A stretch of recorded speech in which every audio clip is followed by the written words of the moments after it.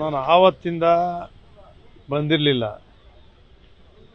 ರೇವಣ್ಣವರು ಆರೋಗ್ಯ ಉಭಯಕುಶಲಪರಿ ಮಾತಾಡಬೇಕು ಅಂತೇಳಿ 3 ದಿವಸದಿಂದ ನನ್ನ ಮನಸ್ಸಲ್ಲಿತ್ತು. ಭಾನುವಾರ ಬಿಡಲ್ಲ ಅಂತೇಳಿದರು.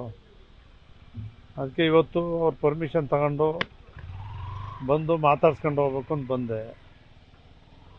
ಅವ್ರು ಆರಾಮಾಗಿ ಕೂತವೆ, ಚಹಾ ಕುಡಿದ್ವಿ, ಮಾತಾಡ್ಕೊಂಡು ಕೂತಿದ್ವಿ. ಹಳೆ ವಿಚಾರಗಳೆಲ್ಲ ಮಾತಾಡ್ತಾಯಿದ್ರು. ಅವ್ರಿಗೆ ಇವತ್ತು ಅಭಿವೃದ್ಧಿ ಕಾರ್ಯಕ್ರಮಗಳ ಬಗ್ಗೆನೇ ಚಿಂತೆ. ಅವ್ರಿಗೆ ಒಂದೇ ಯೋಚನೆ, ನಾನೇನು ತಪ್ಪು ಮಾಡಿದ್ದೀನಿ, ನಾನು ನಿಜವಾಗ್ಲೂ ಆ ಸಂಬಂಧನೇ ಇಲ್ಲ, ಮಾತಾಡ್ಸಿಲ್ಲ, ಆ ಅಮ್ಮನ ಜೊತೆ ಮಾತಾಡಿಲ್ಲ. 6 ವರ್ಷ ಆಗಿದೆ. ನಾನು 6 ವರ್ಷಕ್ಕೂ 6 ವರ್ಷ ಆಗಿದೆ. ನನ್ನನ್ನು ಸೇರಿಸಿ ನನಗೆ ಹಿಂಗೆ ಮಾಡಿದ್ದಾರೆ. ನಾನು ತಪ್ಪು ಮಾಡಿದರೆ ನನಗೆ ಶಿಕ್ಷೆ ಕೊಡಲಿ, ಇನ್ನೂ ಶಿಕ್ಷೆ ಕೊಡಲಿ, ಅನುಭವಿಸ್ಬೋದಾಗಿತ್ತು. ನಾನು ಏನೂ ತಪ್ಪೇ ಮಾಡಿದೆ, ನನಗೆ ಈ ಶಿಕ್ಷೆ ಕೊಟ್ಟರಲ್ಲ ಅಂತಕ್ಕಂಥ ಒಂದು ಕೊರಗು ನೆನೆಸ್ಕೊಂಡಾಗ ಸ್ವಲ್ಪ ಅವ್ರಿಗೆ ಮನಸ್ಸಿಗೆ ದುಃಖ ಪಡ್ತಾರೆ. ತುಂಬ ನಾನು ತಪ್ಪು ಮಾಡಿದೆ, ನನಗೆ ಶಿಕ್ಷೆ ಆಗಲಿ, ನಾನೇನು ತಪ್ಪು ಮಾಡಿದೆ, ನನಗೆ ಈ ಶಿಕ್ಷೆ ಕೊಟ್ಟರಲ್ಲ ಅಂತ ಸ್ವಲ್ಪ ಕಣ್ಣೀರು ಹಾಕಿದರು. ಒಂದು 10 ನಿಮಿಷ, ಒಂದು 5 ನಿಮಿಷ ನಾವು ಭಾಳ ಹೊತ್ತು ಇದ್ವಿ. ಆಮೇಲೆ ತಿರುಗಿ ಮತ್ತೆ ರಿಪೀಟಾಗಿ ಅವ್ರ ಹಿಂದೆ ಕೆಲಸಗಳು ಮಾಡಿದ್ದು, ಹೈಸ್ಕೂಲ್ ಮಾಡಿದ್ದು, KV ಸ್ಟೇಷನ್ ಹೆಂಗಿದ್ದಾವೆ,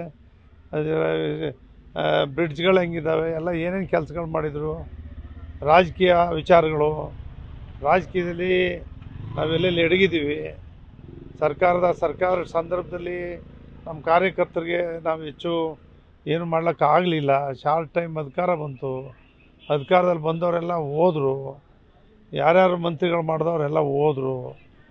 ನೀವು ಗೌಡ್ರಿಗೋಸ್ಕರ ನಮ್ಮ ಪಕ್ಷ ಉಳ್ಕೊಂಡು ಗೌಡ್ರಿಗೊಂದು ನೆಮ್ಮದಿ ಕೊಟ್ರಿ ಅಂತಕ್ಕಂಥದ್ದು ಈ ಆಲೋಚನೆಗಳನ್ನು ಮಾತಾಡ್ತಾ ಕೂತಿದ್ವಿ. ತುಂಬ ಚೆನ್ನಾಗಿದ್ದಾರೆ. ಪ್ರಜ್ವಲ್ ವಿಚಾರ ಏನು ಮಾತಾಡಲಿಲ್ಲ, ಅವರು ಏನು ಹೇಳಲಿಲ್ಲ. ಪ್ರಜ್ವಲ್ ವಿಚಾರ ಏನು ಮಾತಾಡಲಿಲ್ಲ, ಬರೀ ಇವ್ರ ಬಗ್ಗೆ ಅಷ್ಟೇ ಚಿಂತೆ ಇದು ಮಾತಾಡಿ. ನವೀನ್ ಗೌಡ ಮತ್ತು ಕಾರ್ತಿಕ್ ಗೌಡ ಇನ್ನೂ ಅರೆಸ್ಟ್ ಆಗಲಿಲ್ಲ, ಬೇರೆ ಎಲ್ಲ ಅರೆಸ್ಟ್ ಆಗಿದ್ದಾರೆ ಅನ್ನೋದು. ಅದು SIT ಅವರು ತನಿಖೆ ಮಾಡ್ತಾರೆ. ನಮಗೆ ಅವ್ರ ಮೇಲೆ ನಂಬಿಕೆ ಇದೆ. ನಾವು CBI ಕೂಡ ಅಗತ್ಯ ಇಲ್ಲ ಅಂತಕ್ಕಂಥ ಮಾತನ್ನು ಮುಖ್ಯಮಂತ್ರಿಗಳೇ ಹೇಳಿದ್ದಾರೆ. ನಮ್ಮ ಪೊಲೀಸರ ಮೇಲೆ ನಂಬಿಕೆ ಇದೆ, ನ್ಯಾಯಯುತ ಮಾಡ್ತೇವೆ ಅಂತ ಪದೇ ಪದೇ ಹೇಳ್ತಿದ್ದಾರೆ. SIT ಅವರು ಆ ಕೆಲಸ ನೋಟಿಸ್ ಕೊಡ್ತಿದ್ದಾರೆ, ಮಾಡ್ತಿದ್ದಾರೆ. ನಮಗೂ ಅವ್ರು ಹೇಳಿದ್ಮೇಲೆ ಅವ್ರನ್ನೂ ಯಾರ್ಯಾರು ತಪ್ಪು ಮಾಡಿದ್ದಾರೆ, ಯಾರ್ಯಾರು ರಿಲೀಸ್ ಮಾಡಿದರು, ಎಲ್ಲಿ ಬಂತು, ಇದನ್ನೆಲ್ಲ ಕಂಡಿಡಿದು ಒಂದು ಹಿಸ್ಟ್ರಿ ಕ್ರಿಯೇಟ್ ಮಾಡ್ತಾರೆ ಮುಖ್ಯಮಂತ್ರಿ ಕಾಲದಲ್ಲಿ ಅಂತಕ್ಕಂಥ ಒಂದು ನಂಬಿಕೆ ವಿಶ್ವಾಸ ಇಟ್ಕೊಂಡಿದ್ರು. ಎ ಮಂಜೂರ್ ಹೆಸರು ಕೂಡ ನವೀನ್ ಗೌಡ ಫೇಸ್ಬುಕ್ಕಲ್ಲಿ ಹಾಕಿದೆ. ಈಗ ಅದನ್ನೇ ನಾನು ಹೇಳಿ, ಇವೆಲ್ಲವೂ ಕೂಡ ತನಿಖೆ ಮೂಲಕನೇ ಪತ್ತೆ ಮಾಡ್ತಾರೆ. ನಮ್ಮ SIT ಅವರು ಸಮರ್ಥವಾಗಿದ್ದಾರೆ ಅಂತೇಳಿ ಮುಖ್ಯಮಂತ್ರಿಗಳೇ ಬೆನ್ನು ತಟ್ಕೊಂಡಿದ್ದಾರೆ. ಅವ್ರು ಹೇಳಿದ್ದಾರೆ. ಅವ್ರು ಹೇಳಿದ್ಮೇಲೆ ನಮಗೂ ನಂಬಿಕೆ ಬಂದಿದೆ. ಯಾರ್ಯಾರು ರಿಲೀಸ್ ಮಾಡಿದ್ದಾರೆ ಅವ್ರು ನಡೀತಾರೆ, ಪ್ರಾರಂಭ ಮಾಡಿದಾರಲ್ಲ, ಅಟ್ಲೀಸ್ಟ್ ಪ್ರಾರಂಭ ಮಾಡಿದವ್ರನ್ನ ತನಿಖೆ ಮಾಡಿ ಮಾಡ್ತಾರೆ ಅಂತಕ್ಕಂಥ ಅವ್ರ ಮೇಲೆ ನಮಗೆ ಅಚಲವಾದ ನಂಬಿಕೆ ವಿಶ್ವಾಸ ಇದೆ. ಎಲ್ರದ್ದು ಹೊರಗಡೆ ಬರುತ್ತೆ, ಸ್ವಲ್ಪ ಕಾಯಬೇಕಷ್ಟೆ. ಅದು ನ್ಯಾಯಾಲಯದಲ್ಲಿದೆ, ಪರ ವಿರೋಧ ವಾದಗಳು ನಡೀತಾ ಇದ್ದಾವೆ. ಕೋರ್ಟ್ ಇನ್ನೇನು ತೀರ್ಮಾನ ಇವತ್ತು ಆಗುತ್ತೆ ಅಂತಕ್ಕಂಥ ಒಂದು ನಂಬಿಕೆ ವಿಶ್ವಾಸ ಇದೆ.